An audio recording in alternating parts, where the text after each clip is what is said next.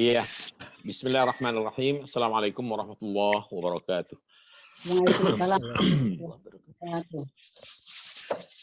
Alhamdulillah, salatu wassalamu ala rasulillah, Sayyidina Muhammad ibni Abdullah, wa ala alihi wa ashabihi wa mawalah, wa la hawla wa la quwata illa billah, amma ba'd. Bapak Ibu sekalian, kita sudah sampai pada pembahasan tentang tashbih, tentang mathal ya. Nah itu, kita ulang sedikit ya. Al-mathal fil Quran, perumpamaan di dalam Al-Quran itu, la yunasibu katsiran, tidak sepenuhnya sesuai. Al-mathal alladzi, dengan perumpamaan yang arrafnahu atau arafnahu, kita ketahui atau kita definisikan atau kita kenalkan di dalam sastra Arab. Li'annahu, karena, maksudnya karena al-mathal fil Quran, perumpamaan di dalam Al-Quran itu ibrazul ma'na, menampilkan maksud, fi suratin ra'i'ah, dalam gambaran yang indah, mujazah, bukan mujizah nih, dengan gambaran atau dalam gambaran yang indah, menyampaikan makna atau maksud dalam gambaran yang indah dan ringkas. Sawa'un kanat tashbihan, apakah itu berupa tashbih, artinya ada persamaan, penyamaan antara atau menyerupakan sesuatu dengan sesuatu yang lain, au qawlan mursalan, atau perkataan lepas tanpa ada penyamaan atau penyerupaan. Fabnul Qayyim yaqul fi amthalil Quran, maka Ibnul Qayyim, seorang alim murid dari Ibnu Taimiyah, mengatakan dalam atau tentang masal Al-Quran itu, masal jamaknya amthal, bahwa yang dimaksud dengan perumpamaan Al-Quran adalah tasbihu syai'in bi syai'in fi hukmihi, menyerupakan sesuatu dengan sesuatu yang lainnya dalam hal hukumnya. Wa taqribul ma'qul minal mahsus, mendekatkan hal yang ada di dalam pikiran, masih abstrak maksudnya, dengan sesuatu yang konkret, mahsus. Au ahadil mahsusain minal akhar, atau mendekatkan antara satu yang konkret dengan sesuatu yang konkret lainnya, wa atibari ahadihima bil akhar, dan mengambil atau ya, mengambil pelajaran atau mempertimbangkan salah satunya untuk diambil dibandingkan dengan yang lain. Nanti akan menjadi jelas persoalan ini kalau kita masuk ke dalam contohnya. Kemarin sudah kita singgung sedikit sebenarnya, bahwa perumpamaan dalam Al-Quran itu ada yang dinamakan al-amthal as-sarihah atau al-musarrahah. Ada juga yang dinamakan al-amthal al-kaminah. Ada juga yang dinamakan al-amthal al-mursalah. Nah, di sini kita lihat amthilatun lil mathal fil Quran. Beberapa contoh perumpamaan di dalam Al-Quran.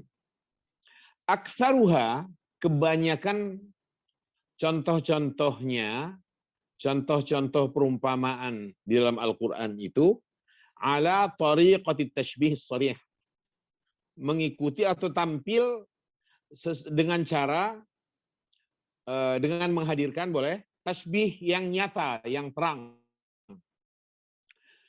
Kaqaulihi ta'ala, seperti firman Allah, innama mathalul hayatid dunya, perumpamaan kehidupan dunia ini hanyalah kama in anzalnahu minas sama, seperti air yang kami turunkan dari langit.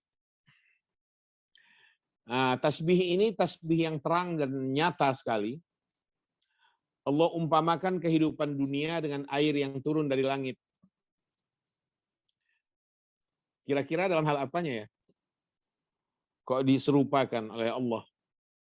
Dalam hal cepatnya berlalu, air yang tercurah dari langit hanya berhenti sebentar di atas permukaan tanah atau bumi ini, lalu lenyap, ditelan bumi, atau mengalir ke got, lalu diteruskan ke sungai, lalu mengalir ke laut,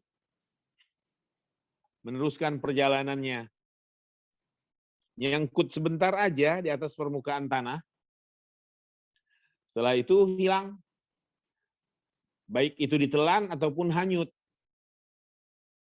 Begitu juga kehidupan di dunia ini.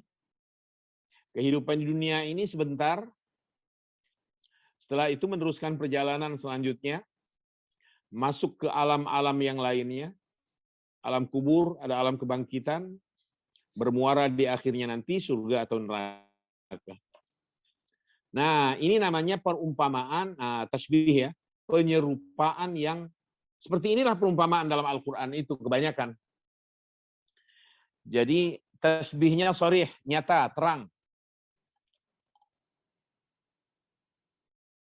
Langsung menyerupakan sesuatu dengan sesuatu yang lainnya, nampak sekali. Biasanya dengan menggunakan masal. Masalul hayatid dunia. Perumpamaan kehidupan dunia itu seperti air yang kami turunkan dari langit. Tapi ada juga yang tasbihnya tidak terang seperti ini, tidak nyata. Ia hanya secara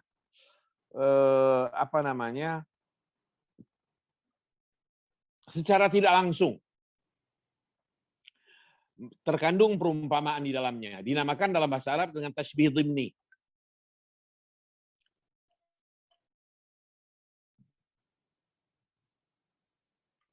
Tasbih dhimni itu artinya tasbih yang tersimpan di dalam. Jadi dia tidak nampak di permukaan. Coba kita lihat contohnya. Kaqaulihi ta'ala, seperti firman Allah, wala yaghtab ba'dukum ba'dha, dan janganlah sebagian kalian berbuat ghibah terhadap sebagian lainnya. Artinya jangan membicarakan perihal keburukan sesama. Jangan bicarakan itu. Lalu Allah mengumpamakan perbuatan ghibah, membicarakan keburukan orang lain ini dengan secara nggak langsung, tapi ayuhibbu ahadukum ayyakula lahma akhihi maitan fakarihtumuh. Apakah seseorang di antara kalian senang memakan daging saudaranya sendiri dalam keadaan saudaranya itu sudah mati? Daging saudaranya yang sudah mati, sudah meninggal dunia. Atau istilah lain, apakah seseorang di antara kalian senang memakan bangkai saudaranya sendiri yang sudah mati pastinya? Fakarihtumu, maka pasti kalian akan membenci perbuatan ini. Nah, di sini kan tidak begitu nyata Allah menghadirkan perumpamaan. Padahal ayat ini secara implisit tidak eksplisit, tidak terang benderang di permukaan. Ayat ini sebenarnya hendak mengatakan bahwa kalau kalian ngomongin sesama keburukan orang lain, itu nilainya seperti kalian makan bangkai, menjijikkan sekali, buruk sekali perbuatan itu.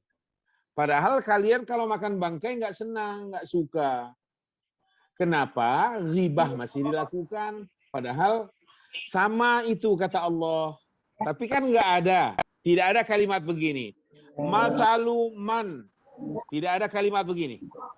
Mathalu man yaghtab ba'dukum ba'dan.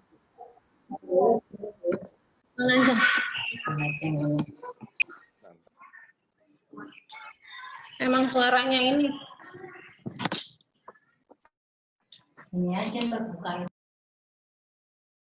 Nah, Kok suara Pak Ustadz hilang? ya saya menghilangkan dulu suara-suara yang lain. Ada suara terak tadi kan, ada suara beduk, ada suara mercon. Nah, kita hilangkan dulu. Sekarang udah hening. Suara saya terdengar sekarang? Terdengar, Ustaz. Sudah Pak Ustadz. Oke. Nah, ayat yang wala yaghtab ba'dukum ba'dhan bunyinya ini tidak ada kalimat masalu man yaghtab ba'duhum ba'dhan kama sali man ya'kulu lahma akhihi maitan. Nah, enggak ada itu. Allah tidak mengatakan perumpamaan orang yang berbuat ghibah, yaitu mempergunjing, membicarakan keburukan orang lain, bagaikan ia memakan bangkai saudaranya sendiri yang telah meninggal dunia. Nggak ada itu. Ya. Jadi dari situ karena tidak muncul ke permukaan perumpamaannya, tapi implisit saja, maka dikatakan dia sebagai tasbih dhimni. Untuk dibedakan dengan tasbih yang terang atau yang nyata. Di atasnya tadi, at-tasbih as-sarih. Allah langsung menghadirkan kata masal. Perumpamaan kehidupan dunia ini persis keadaannya seperti air yang kami turunkan dari langit. Nyata kan? Perumpamaannya perumpamaan yang nyata. Beda lagi dengan yang di bawahnya itu. Perumpamaannya tidak terang, tidak nyata, tersimpan atau implisit sifatnya. Sehingga kalimat Allah dalam ayat ini, janganlah seseorang di antara kalian atau sebagian berbuat ghibah atau mempergunjing keburukan yang lainnya. Apakah seseorang di antara kalian mau, senang, doyan, makan bangkai saudaranya sendiri yang sudah mati? Pasti ia nggak suka makan itu. Nah, nggak ada kan perumpamaan. Kalau ini ingin dijadikan sorih, kalau ingin dijadikan sorih, dengan tidak bermaksud merubah ayat Al-Quran, tapi pendekatan bahasa saja, maka kalimatnya harus kita robah menjadi seperti ini. Masalu man yaghtab masaluman yang tab ghairahu kamathali ladzi ya'kulu lahma akhihi maita. Nah, itu baru sharih dia. Sehingga kalimat nanti dalam terjemahannya perumpamaan orang yang mempergunjing keburukan atau menyebut-nyebut keburukan orang lain itu bagaikan orang yang memakan bangkai saudaranya sendiri yang sudah mati. Itu. Kalau ini enggak ada perumpamaan orang yang begini sama dengan begini, enggak ada.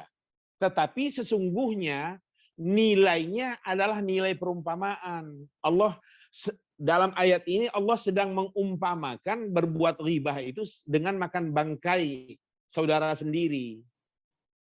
Menjijikkan, kotor sekali. Itu. Tetapi sifat perumpamaannya tidak terang, terbuka, tetapi implisit. Ada di dalamnya. Kita bisa merasakannya. Seperti itu.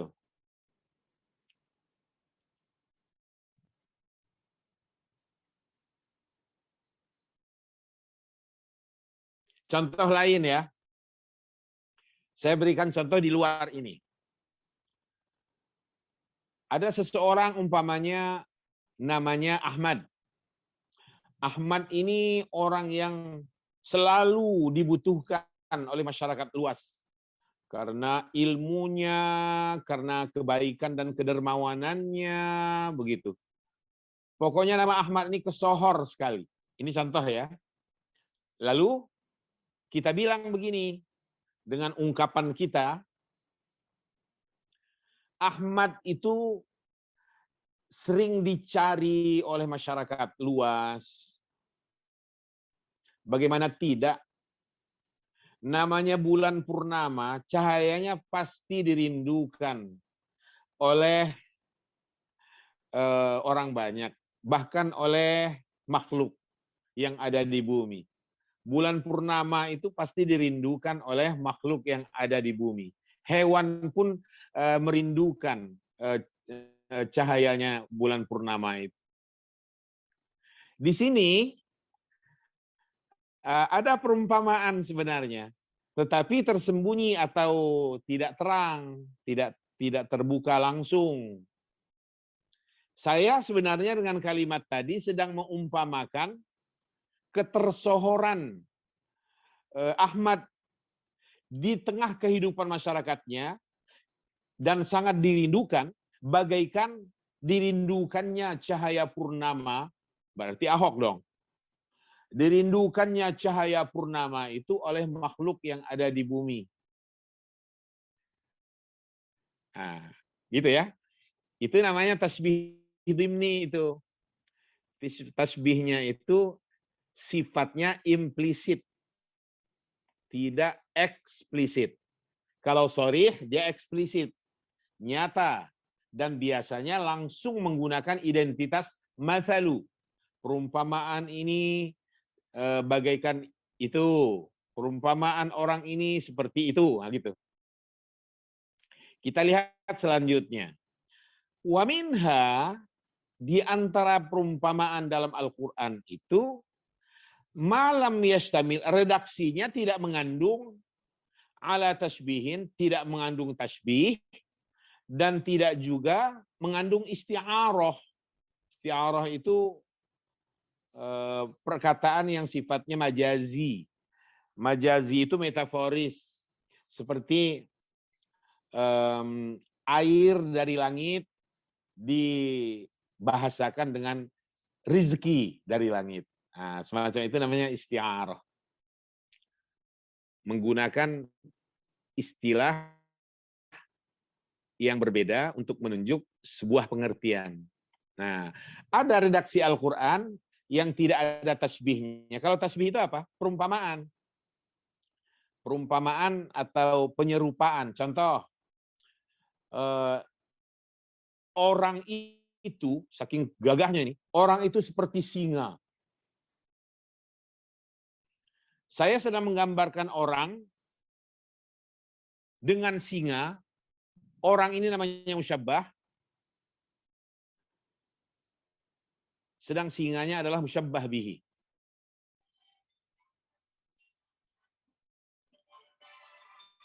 Dengan musyabbah bih. Jadi itu namanya tasbih. Mengumpamakan antara satu dan yang lain. Karena ada identitas yang sama, ada titik temu antara dua hal itu. Seperti tadi,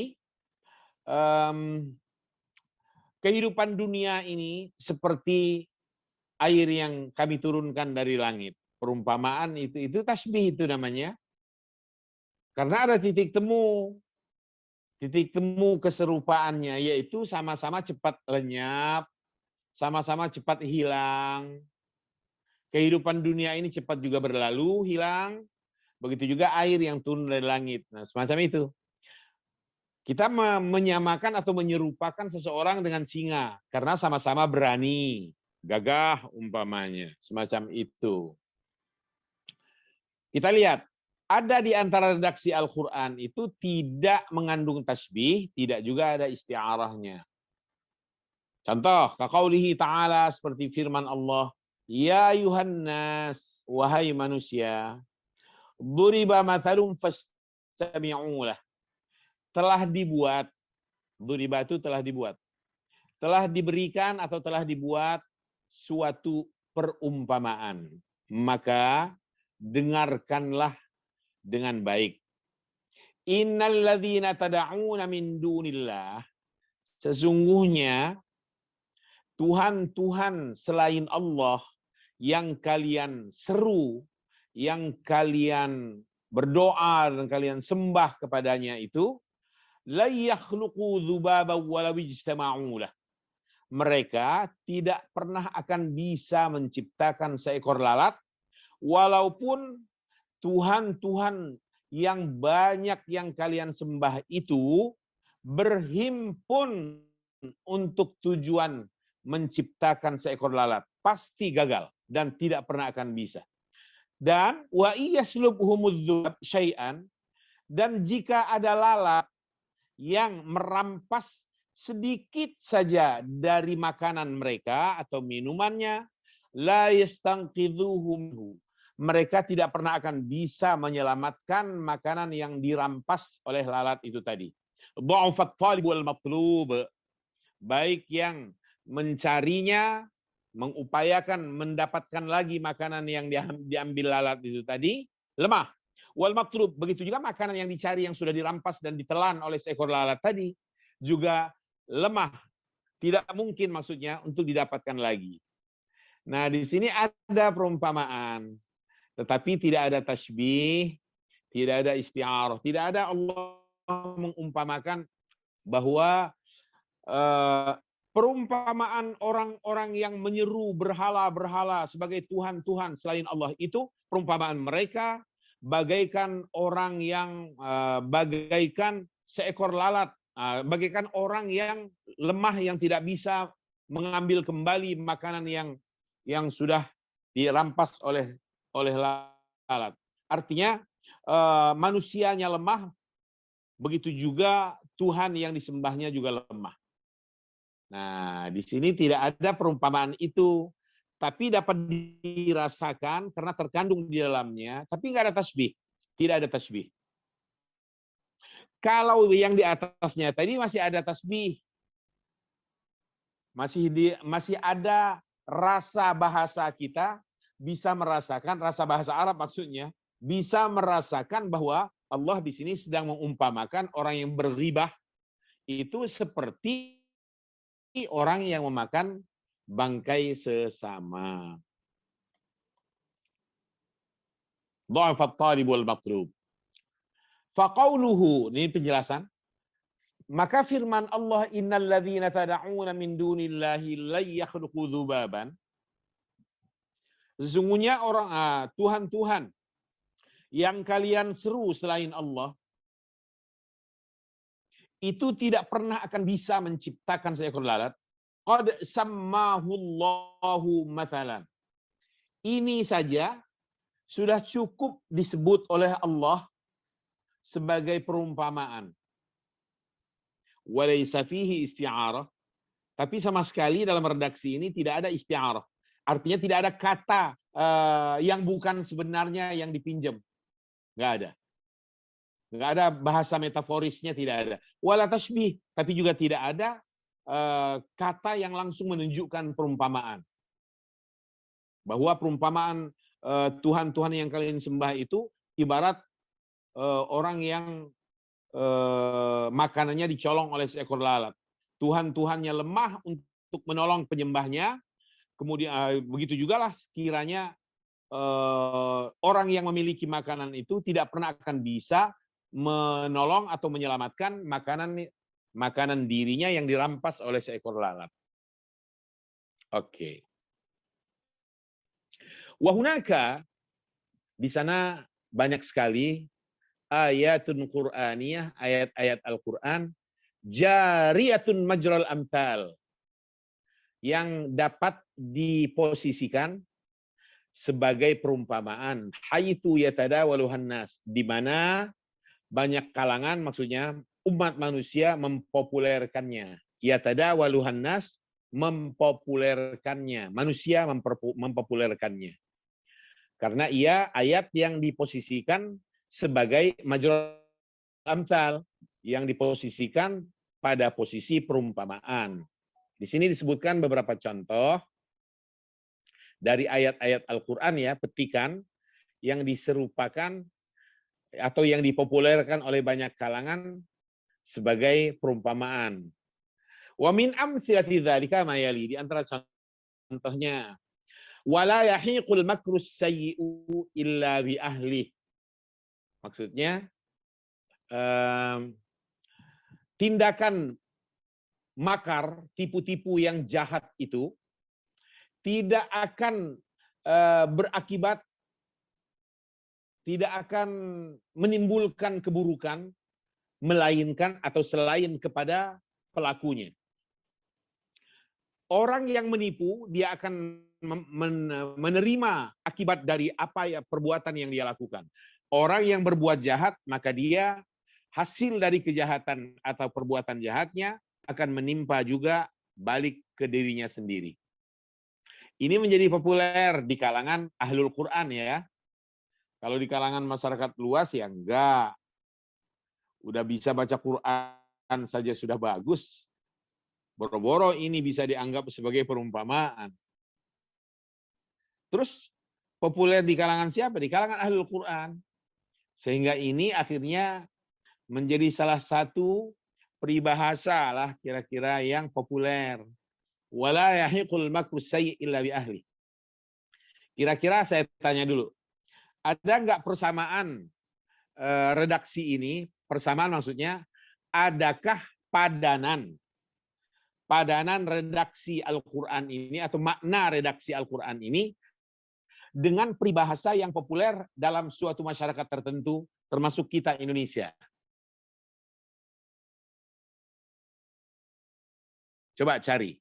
Ada nggak kalian, Bapak Ibu, menemukan padanan peribahasa di tingkat kita yang populer di masyarakat kita?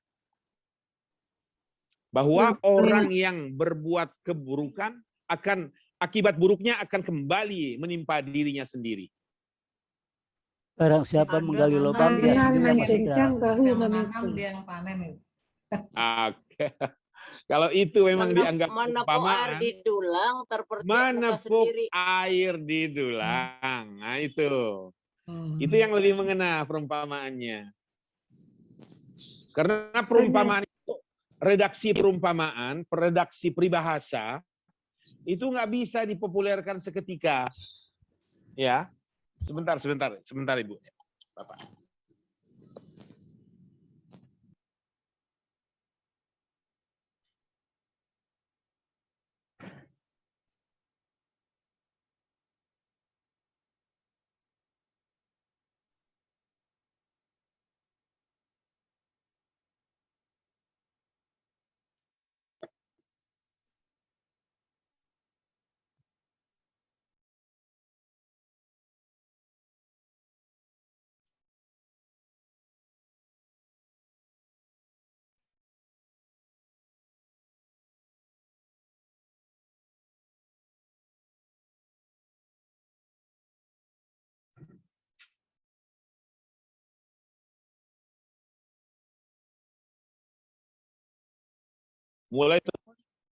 Mulai turun hujan, hujannya labe banget.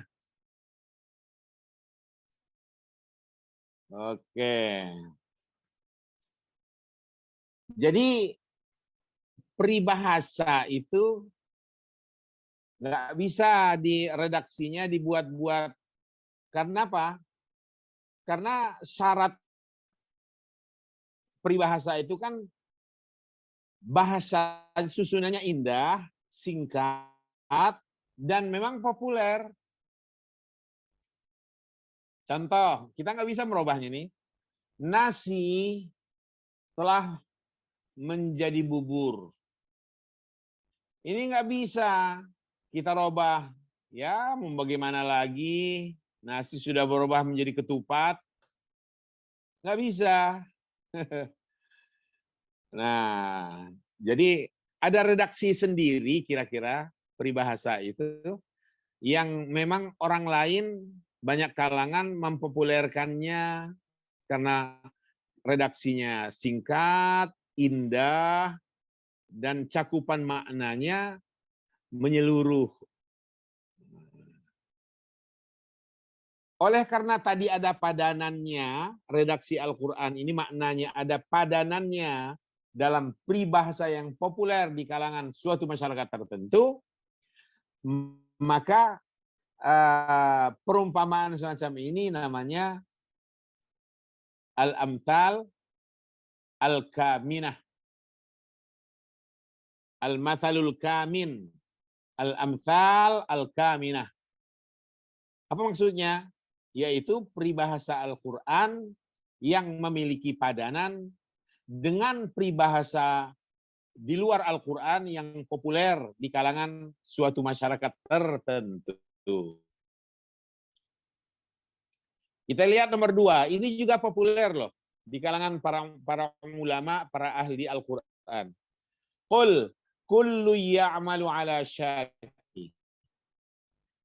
Katakanlah masing-masing berbuat sesuai dengan kapasitasnya, sesuai dengan bidang keahliannya. Nah, tinggal kita mencermati, ada nggak padanannya di dalam peribahasa yang populer di kalangan masyarakat. Barat, timur, sama aja, pokoknya di kalangan masyarakat lah. Kalau tidak ada, maka perumpamaan Al-Quran semacam ini disebut dengan al-amthal al-mursalah. Karena ada ayat yang dipopulerkan sebagai peribahasa, tetapi tidak ditemukan ada padanannya dalam peribahasa yang populer di luar Al-Quran, di tengah kehidupan masyarakat luas. Lanjut. Yang ketiga, wa'asa an takrahu syai'aw wa huwa khairul lakum. Boleh jadi kalian tidak menyukai sesuatu atau membencinya, padahal ia sangat baik untuk kalian. Ini juga populer sebagai bernilai peribahasa di kalangan ahlul Quran. Sekali lagi kita bertanya, adakah ditemukan padanannya dalam peribahasa yang populer di tengah masyarakat di luar Al-Quran ini? Jika ditemukan padanannya, bisa ditemu-temukan, umpamanya, dihubungkan, ada hubungan yang terlihat sama, nah berarti dia dinamakan atau termasuk al-amthal al-kaminah. Tapi kalau tidak ditemukan juga, masuklah kategorinya al-amthal al-mursalah, yaitu perumpamaan yang lepas. Lepas artinya tidak ada padanannya di dalam peribahasa di luar Al-Quran yang populer di kalangan umum. Yang keempat, kullu hizbin bima ladaihim farihun. Setiap kelompok itu, hizb itu kelompok atau golongan atau partai. Setiap golongan itu, setiap kelompok itu senang dengan apa yang ada pada kelompoknya. Walaupun jelek, tapi dia senang aja. Namanya milik sendiri, rumah jelek, ya nggak apa-apa, rumah sendiri. Setiap orang, setiap partai, setiap kelompok, setiap grup pasti akan merasa senang dengan bangga. Senang dan bangga dengan grup atau kelompoknya. Ini populer sebagai peribahasa di kalangan ahlul Quran. Cermatilah, seperti tadi, jika ditemukan ada padanannya dalam bentuk peribahasa populer di kalangan masyarakat di luar Al-Quran, tapi punya nada yang sama, senada dia, dekat, ada kedekatan makna, saat itu dinamakan peribahasa Al-Quran ini sebagai al-amthal al-kaminah. Jika tidak ada padanannya di luar Al-Quran, dinamakan al-amthal al-mursalah. Kita lihat yang kelima. La yastawil khabith wa tayyib. Yang buruk itu tidak sama dengan yang baik.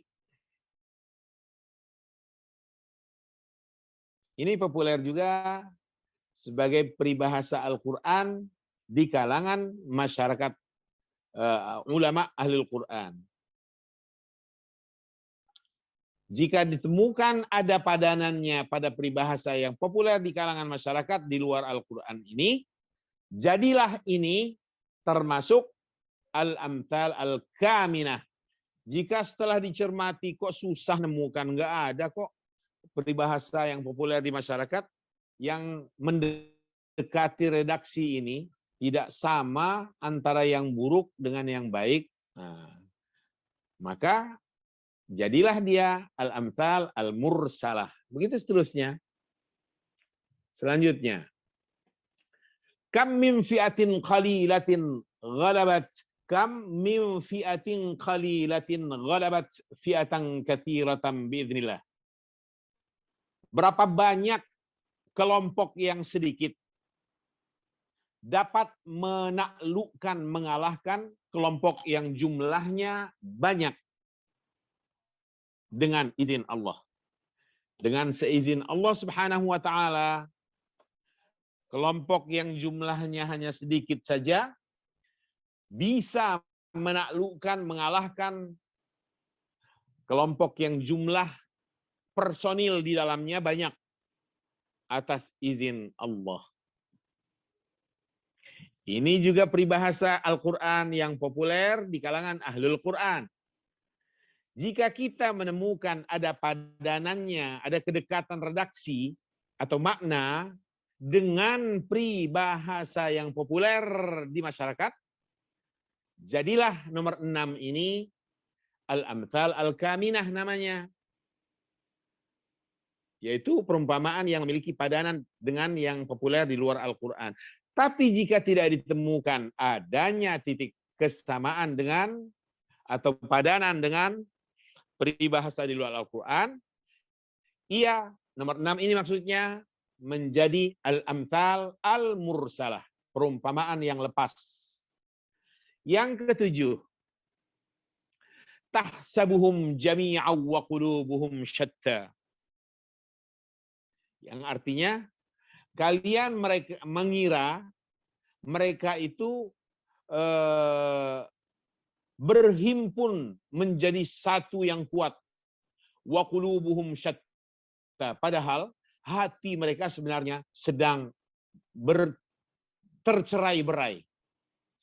Nampak kelihatan, kita duga mereka itu satu, utuh dalam kebersamaan. Padahal sebenarnya hati mereka itu bercerai-berai, tercabik-cabik. Jika ini peribahasa populer di kalangan masyarakat Ahlul Quran, jika ditemukan ada padanan yang mirip semaknalah dengan ini, walau redaksinya beda-beda, maka yang nomor 7 ini menjadi termasuk al-amthal al-kaminah. Tapi jika tidak ditemukan sama sekali ada padanannya di luar Al-Quran, maka yang nomor 7 ini menjadi al-amthal al-mursalah. Nah, begitulah Bapak Ibu sekalian perumpamaan di dalam Al-Quran. Perumpamaan Al-Quran itu yang paling tegas jika menggunakan kata mathal dan langsung bahkan berlapis. Coba dengar. Ada satu ayat, mathalul ladzina yunfiquna amwalahum fi sabilillah, perumpamaan orang-orang yang menginfakkan sebagian harta mereka di jalan Allah, kamathali habbatin, bagaikan sebuah biji yang ditanam oleh petani, oleh seseorang, ambatat sab'a sanabil, lalu sebuah biji ini tadi dapat menumbuhkan 7 tangkai, fi kulli sumbulatin mi'atu habbah, lalu setiap tangkainya mengeluarkan 100 biji, sehingga bermodalkan 1 biji yang ditanam, dia dapat menghasilkan menuai 700 biji sebagai hasilnya. Nah, ini perumpamaan terang ini. Termasuk al-amthal al-musarrahah. Atau kalau di buku barusan, al-mathal as-sharih, bukan al-mathal ad-dimni. Karena langsung, dan apalagi identitas mathalul ladzina, nah mathalnya itu ada. Sehingga dapat terbaca dengan nyata jelas, Allah sedang mengumpamakan orang-orang yang mendermakan sebagian harta mereka, bagaikan orang yang menanam sebuah biji dan melahirkan 7 tangkai dan menghasilkan 700 biji. Ada kesamaan dan diserupakan. Hal apa ada titik temu antara yang berderma dengan tumbuhnya 700 biji tadi dari satu biji yang ditanam?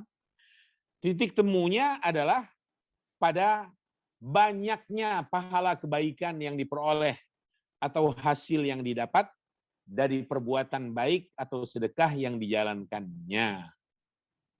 Nah, itu perumpamaan banget itu. Intinya seperti itulah contohnya. Allah kalau di buku barusan Allah sedang mengumpamakan kehidupan duniawi ini dengan turunnya atau air yang diturunkan dari langit. Oke.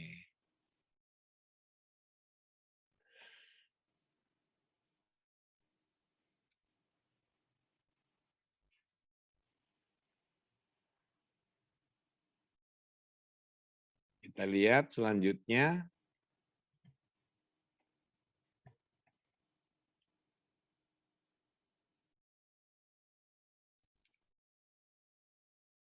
Berarti al-mathal ini sama dengan yang saya terangkan sebenarnya. Tidak ada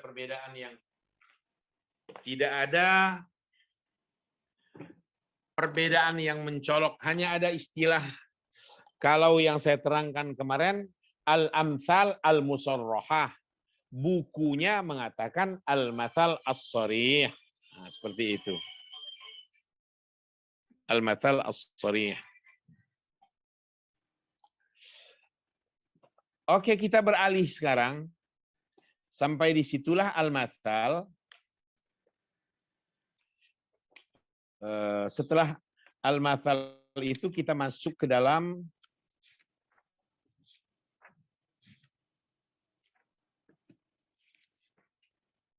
al-qasas fil Quran. Kisah-kisah di dalam Al-Quran.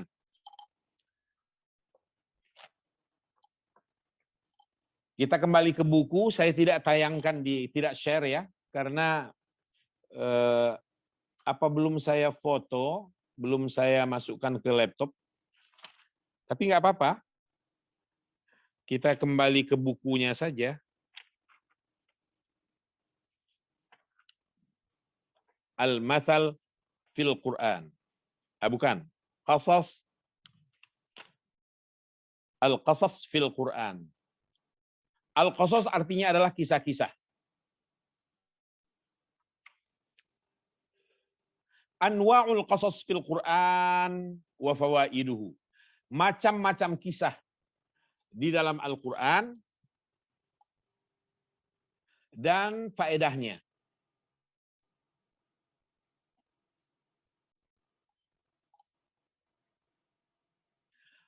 Qasasul Qur'ani thalathatu anwa'. Kisah-kisah Al-Quran itu ada 3 macam. Yang pertama, an-naw'ul awwal, macam yang pertama, qasasul anbiya, kisah-kisah para nabi. Wahya tatadamman, kisah-kisah para nabi ini menghimpun atau berisi da'watahum ila qaumihim, seruan atau ajakan mereka kepada kaum mereka. Wa mu'jizatihim, dan memuat juga mukjizat-mukjizat para nabi itu. Wa marahilud da'wati wa tatawwuriha. Oke, wa tatawwuriha. Sebentar. Wa mu'jizatihim, wa hiya tadhamman da'watahum ila qaumihim mu'jizatihim wa marahila seharusnya, karena dia menjadi maf'ul bih dari tadhamman. Wa marahilad da'wati wa tatawwuraha. Fase-fase dakwah mereka dan perkembangannya. Wa aqibatal mu'minina wal mukadzibin. Dalam kisah-kisah kenabian dalam Al-Qur'an juga ada akibat kesudahan yang diperoleh oleh orang-orang yang beriman dan akibat atau kesudahan orang-orang yang mendustakan mereka. Di sini diberikan sedikit gambaran atau contoh qisas Nuh, seperti kisah-kisah atau kisah Nuh alaihissalam dan kisah Ibrahim alaihissalam, kisah Musa alaihissalam, Nabi Harun kisahnya, Nabi Isa kisah beliau, wa ghairihim minal anbiya wal mursalin, dan kisah para nabi dan para rasul lainnya. Ini satu di antara sekian macam atau di antara 3 macam kisah di dalam Al-Qur'anul Karim.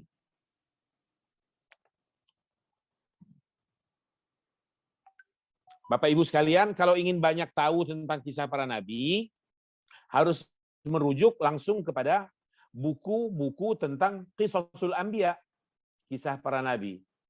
Semua buku yang mengisahkan para nabi dan rasul yang sudah disusun oleh para ulama, itu pasti landasannya adalah Al-Quran dan Sunnah Rasulullah SAW. Memang tidak cukup hanya dengan membaca Al-Quran saja, sehingga kita tahu kisahnya. Kurang mendetail. Ada beberapa saja yang sedikit rinci, cuma kebanyakan hadir dalam redaksi yang sifatnya global, garis besar. Untuk memperoleh rinciannya, detail sejarahnya, harus kembali kepada kitab-kitab yang disusun oleh para ulama tentang kisah para nabi dan rasul. Menarik. Apa tujuannya? Nanti kita lihat.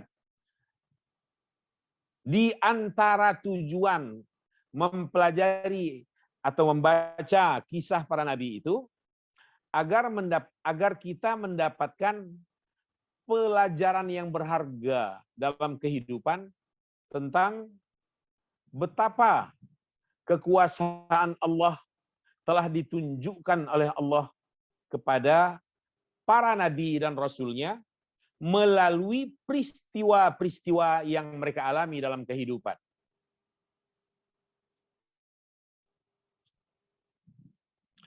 Karena di antara kisah para nabi ini, bukan saja setelah menjadi nabi, bahkan jauh sebelumnya perjalanan hidupnya, Al-Quran menyinggungnya. Ambillah contoh kisah Musa alaihissalam. Mulai dihanyutkannya oleh ibunya di Sungai Nil, sampai ditemukan oleh keluarga Fir'aun, sampai akhirnya ditemukan oleh kakaknya dan disusukan oleh ibunya lagi, sehingga ibu kandungnya yang menghanyutkannya tadi itu bertemu kembali, itu diungkapkan oleh Al-Quranul Karim. Di situ kita bisa tertanam dalam jiwa kita betapa maha kuasa Allah. Ketika Nabi Musa kecil, bayi, dimasukkan ke dalam kotak, dalam peti untuk dihanyutkan, Bapak Ibu dapat gambarkan sendiri dalam pikirannya, terutama kaum ibu lah, bagaimana perasaan seorang ibu ketika si ibu itu dalam hatinya ada desakan dalam batin sendiri untuk menghanyutkan anaknya di sungai atau di laut.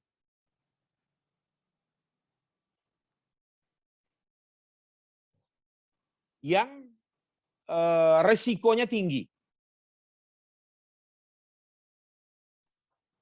Dalam kegamangan, kegelisahan jiwa semacam begini, Allah tenangkan hatinya.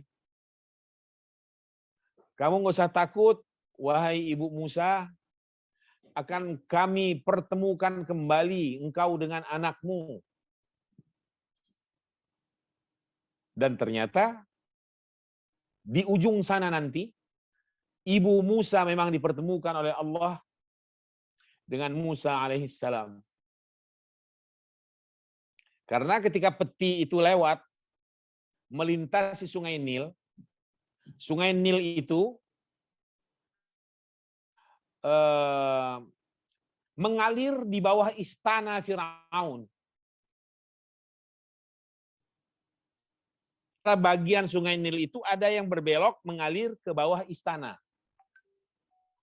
Dan itu menjadi kebanggaan, bukan kebanggaan Kairo, kebanggaan Firaun. Sampai dia akhirnya, akulah Tuhan yang sebenarnya. Mesir ini milikku. Kalian lihat katanya, ini ada sungai yang mengalir di bawahku, persis surga.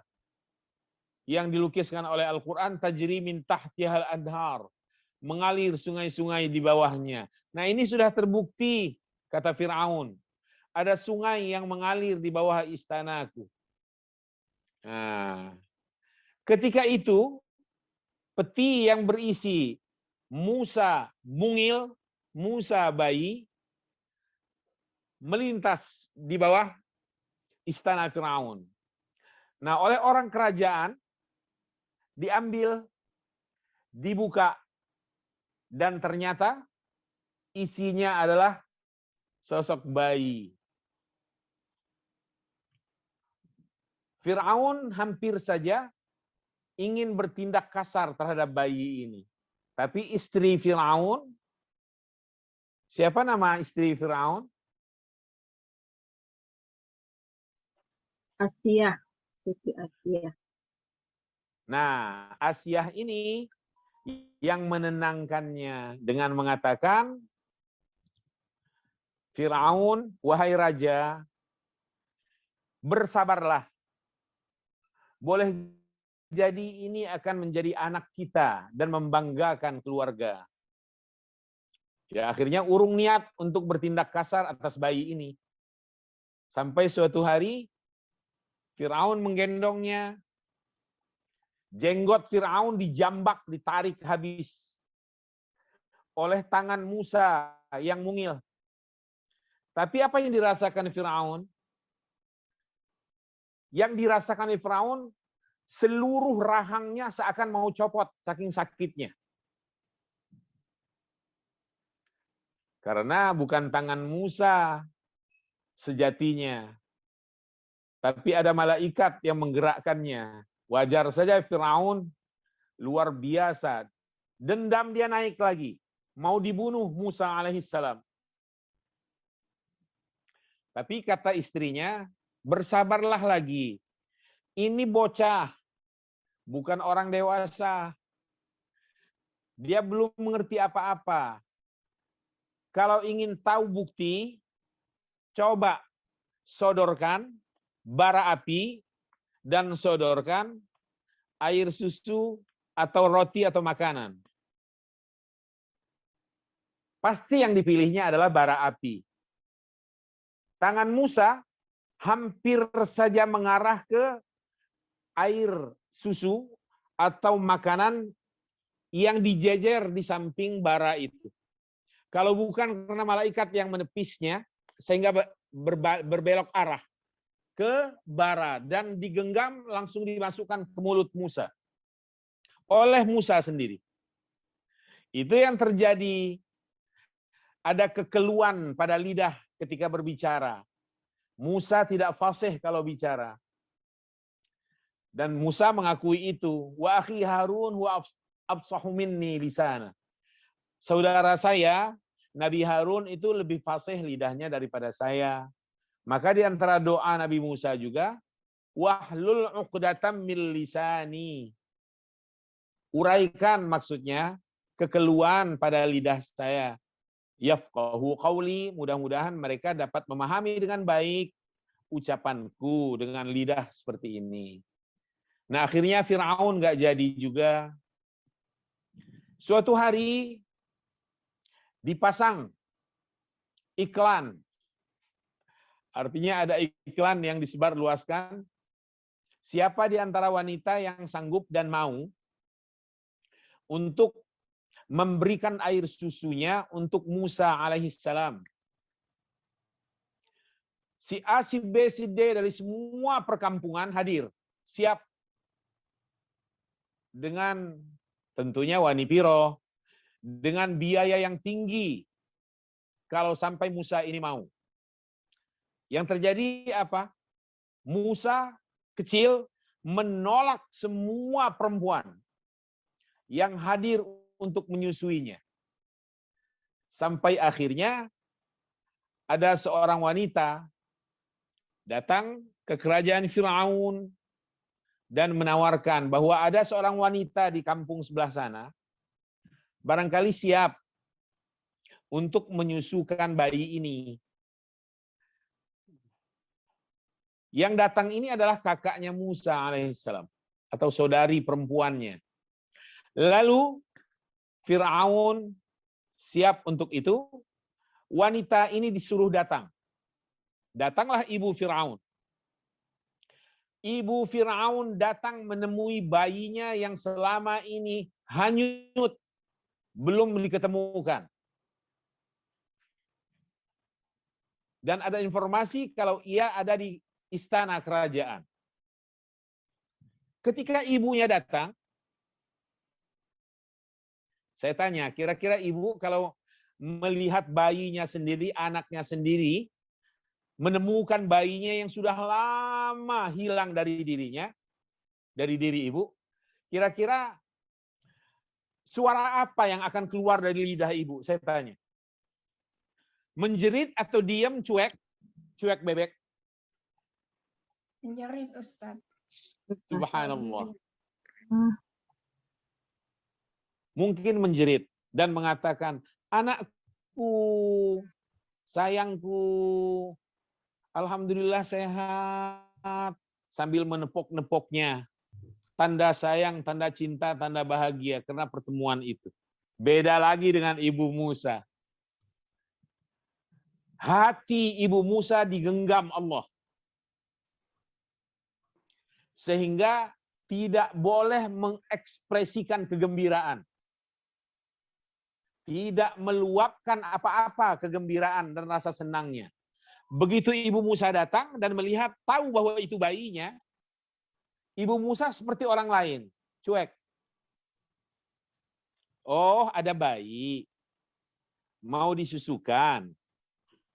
Wani Piro, kata si wanita ini. Nah, karena ada perjanjian dan mencobanya, begitu Musa didekap oleh wanita ini yang tidak lain adalah bundanya, waduh Musa senang. Dia mengobati rasa rindu, kangen dengan ibunya. Istana terheran-heran. Ini wanita mana? Nggak dikenal. Tapi kok Musa mau? 1000 perempuan yang hadir sebelumnya tertolak. Kata Musa, mungkin mak gue tahu.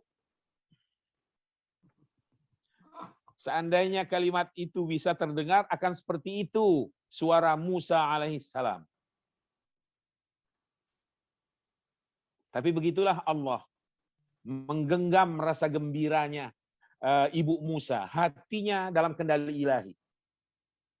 Sebab kalau dibiarkan senang, meluap-luap, meledak-ledak, mengekspresikan kegembiraannya, yang terjadi berbahaya.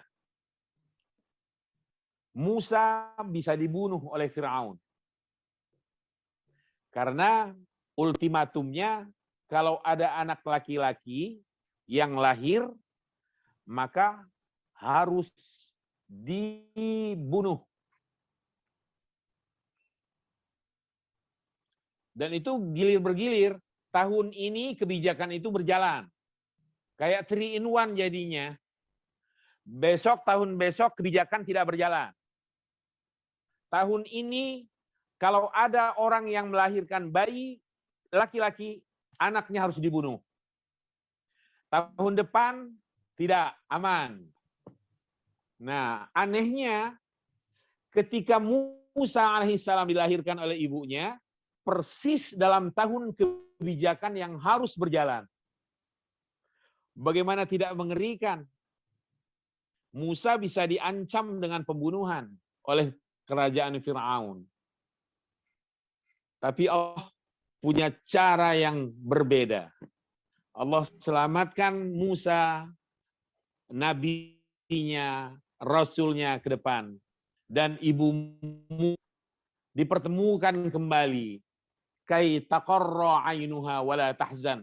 Agar ibu Musa, kata Allah, tenang hatinya dan tidak bersedih, tidak berduka karena kehilangan bayi selama ini. Atas desakan dari dalam, mau nggak mau dia harus menghanyutkannya. Siapa yang mendesak, membuat hatinya ingin menghanyutkan? Allah Rabbul Izzah. Allah juga yang menggerakkan. Maka Bapak Ibu sekalian, jika kita mengatakan hati itu dalam genggaman ilahi, sangat-sangat Qur'ani. Benar sekali. Maka benar juga doa yang diajarkan Rasulullah SAW. Ya muqallibal qulub. Wahai zat yang membolak-balik hati hambanya. Thabbit qalbi ala dinik wa ala ta'atik. Teguhkan hati hamba atas agamamu dan atas ketaatan kepadamu. Innaka ala kulli syai'in qadir. Karena engkau maha kuasa ya Allah atas segala sesuatu. Kenapa hati dalam genggaman ilahi? Karena hati itu istana Allah. Maka isilah ia dengan Allah, dengan ajarannya. Jangan isikan hati dengan dunia. Sekali hati terisi dunia dan Allah tergeser dari dalam hati, saat itu yang muncul adalah kecemasan, kegelisahan, kesedihan, rasa takut yang tidak menentu, jauh dari rasa aman, rasa tenang, rasa tentram, rasa bahagia. Itu. Selanjutnya. Sedikit lagi ya. Wan-naw'u tsani. Di antara macam yang kedua sekarang. Qasasun yata'allaqu bihawaditha madiyatin. Kisah-kisah yang berhubungan, yang berkaitan dengan peristiwa-peristiwa lampau masa lalu, wa ashkhasin, dan orang-orang, individu-individu, lam tathbut nubuwatuhum, yang orang-orang zaman silam yang tidak ada keterangan resmi dalam agama tentang kenabian mereka. Mereka bukan nabi. Qissati Talut wa Jalud. Seperti halnya kisah Talut dan Jalud. Wa ahlil kahfi, penghuni gua. Wa dzil qarnain, dzul qarnain. Wa Qarun, kisah Qarun. Wa Maryam, kisah Maryam. Wa ashabil fil, orang-orang pasukan ya bergajah. Wa ghairihim.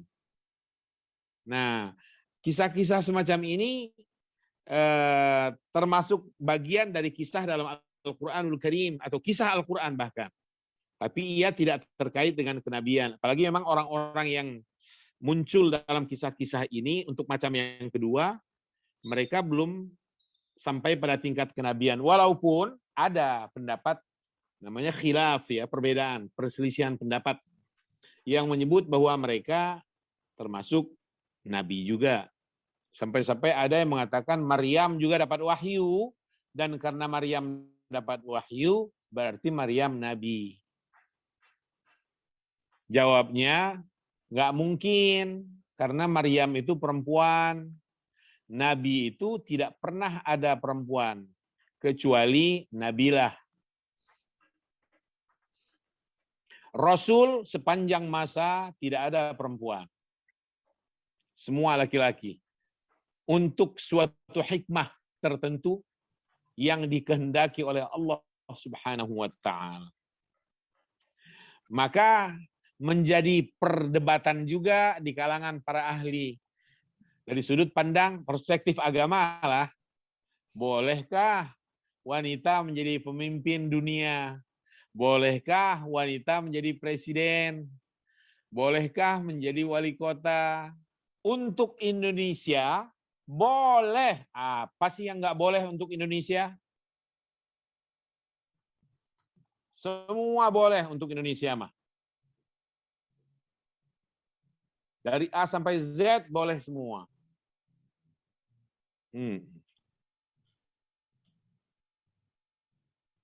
Orang-orang asing masuk di tengah pandemi aja boleh, bebas. Namanya Indonesia. Macam yang ketiga, wan naw'u tsalits. Qasasun yata'allaqu bil ahwadits allati, kisah-kisah yang berkaitan dengan peristiwa-peristiwa yang waqa'at fi zamanir Rasul, terjadi pada masa Rasul. Kaghazwati Badr, seperti perang Badar, wa Uhud, perang Uhud, wa ghazwati Hunain, perang Hunain, wa Tabuk, perang Tabuk, wa ghazwatil Ahzab, dan perang multinasional yang terdiri dari beberapa kafilah, beberapa suku, yang terkenal juga dengan istilah perang Khandaq. Itu ghazwatul Ahzab. Wa al-hijrah wal isra, dan peristiwa hijrah dari Mekah Madinah serta peristiwa Isra dan Mi'rajul Rasul sallallahu alaihi wasallam. Walil qasas al-Qur'ani fawaid minha, kisah-kisah Al-Qur'an itu memiliki beberapa faedah, di antaranya 1, idahu ususid da'wah ila Allah. Kisah-kisah Al-Qur'an itu kegunaannya atau faedahnya yang pertama adalah menjelaskan asas-asas, dasar-dasar dakwah kepada Allah Subhanahu wa taala. Dasar-dasar ajakan atau seruan menuju Allah taala. Wa bayanu usul syariah, syariatil anbiya'illah, syariati anbiya'illah, dan berfungsi untuk menjelaskan pokok-pokok ajaran para nabi Allah terdahulu, sesuai dengan firman Allah, wa ma arsalna min qablika mir rasulin illa nuhi ilaih annahu la ilaha illa ana fa'budun. Tidak ada, wa ma arsalna min qablika mir rasul, tidak seorang rasul pun sebelum kamu yang kami utus, tidak seorang rasul pun yang kami utus sebelummu ya Muhammad, illa nuhi ilaih, melainkan kami wahyukan kepadanya, annahu, bahwa la ilaha illa ana, tidak ada Tuhan yang pantas disembah kecuali aku Allah Ta'ala, fa'budun, maka sembahlah aku oleh kalian. Maka hakikatnya dasar dakwah para nabi itu atau syariat mereka, landasan syariatnya sama, yaitu ajakan menuju tauhid. Mulai dari Adam, Nuh, mulai dari Nuh lah, Nuh alaihi salam hingga Muhammad sallallahu alaihi wasallam. Ini fungsi pertama atau kegunaannya yang pertama. Faedah yang kedua, tathbitu qalbi Rasulillah qulubil muslimin, untuk meneguhkan hati Rasulullah dan hati kaum muslimin, wa taqwiyatu thiqatihim binusratil haqq, dan untuk menguatkan keyakinan mereka tentang adanya pertolongan Allah terhadap kebenaran ajaran agama ini. Allah berfirman, wa kullan naqussu 'alaika min amba'ir rusuli ma nuthabbitu bihi fuadak. Wa kullan, masing-masing, naqussu 'alaika, kami kisahkan kepadamu ya Muhammad, min amba'ir rusul, dari kisah-kisah, dari berita-berita para rasul itu, ma nuthabbitu bihi fuadak, yang kiranya dapat menjadikan hatimu dengan itu teguh pendirian. Wa ja'aka fi hadhil haqq, dan telah datang kepadamu dalam kisah-kisah ini semua kebenaran. Wa mau'izatu, dan nasihat, wa dzikra lil mu'minin, serta peringatan bagi orang-orang yang beriman. Ayat yang lain sama saja itu ya, pengulangan itu, padahal isinya sama. Wa kullan naqussu 'alaika min amba'ir rusuli ma nuthabbitu bihi fuadaka wa ja'aka fi hadhil haqq wa mau'izatu wa dzikra lil mu'minin. Yang ketiga, sebelum kita akhiri, selesaikan dulu ini sedikit. Tasdiqul anbiya as-sabiqin wa ihya'u dzikrihim wa takhlidu atharihim. Kisah-kisah terdahulu dalam Al-Quran berguna untuk menunjukkan kebenaran para nabi terdahulu dan menghidupkan sebutan mereka serta mengekalkan ajaran yang mereka bawa, mengekalkan peninggalan mereka. Yang terakhir, wal qasas naw'un min anwa'il adab yusghi ilaihi sam'u. Maksudnya, kisah di dalam Al-Quran itu redaksinya termasuk salah satu macam dari sastra dalam bahasa Arab. Sastra tinggi yang pendengaran manusia akan condong untuk mendengarkannya. Yusri ila artinya mendengarkan. Nah, itulah beberapa, Bapak Ibu sekalian, beberapa di antara fungsi atau faedah lah, lebih tepat faedah atau kegunaan kisah di dalam Al-Quranul Karim. Kita batasi pertemuan kita hingga sampai di sini dulu. Kalau mengikuti diktatnya ini, satu judul lagi selesai, yaitu Tafsirul Quran. Dan memang pertemuan kita dalam rencananya memang tinggal insya Allah 1 kali pertemuan lagi kalau nggak salah. Terima kasih. Jazakumullah khairan katsira. Sehat selalu bersama keluarga. Amin ya rabbal alamin. Insyaallah. Juga sehat selalu sama keluarga. Amin ya Rabb. Iya Ustaz. Wal afwu minkum. Assalamualaikum warahmatullahi wabarakatuh.